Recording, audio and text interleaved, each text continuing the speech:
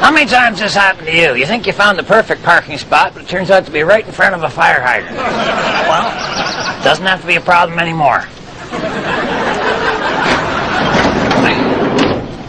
Okay, it's summer, so...